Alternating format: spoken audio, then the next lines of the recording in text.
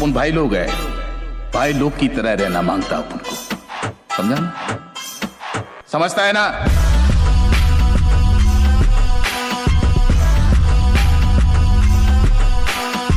क्या तुम बीकू महात्रे को जानते हो? कौन बीकू?